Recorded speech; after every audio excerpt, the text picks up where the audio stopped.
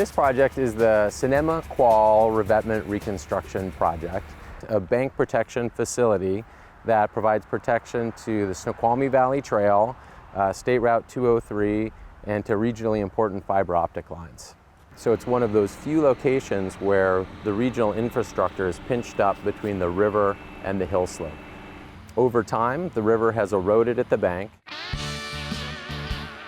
And so in the 1950s, someone related to the railroad, we believe, built a car body revetment against the riverbank.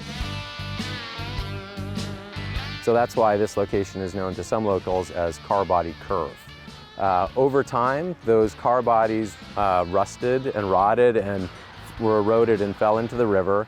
And for about the last 10 years or so, this has been a site that we've been watching and has continued to erode. The car body revetment technique wasn't a common practice here.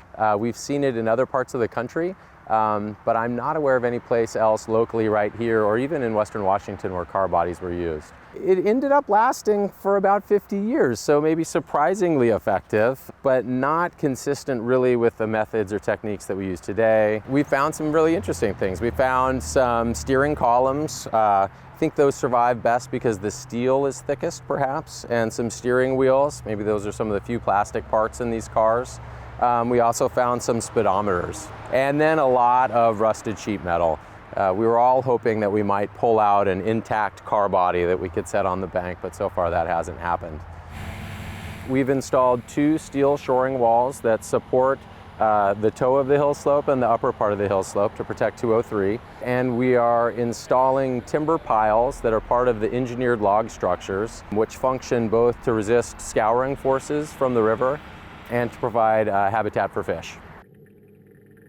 Construction cost is about $8.6 million, and it's taken hundreds of people over many years to see this project through to the stage that it is now. You know, it's very important regional infrastructure. I mean, this is the main route through the Snoqualmie Valley. Connects the city of Duvall and the city of Carnation to one another. It's very important that we keep it open and keep it safe.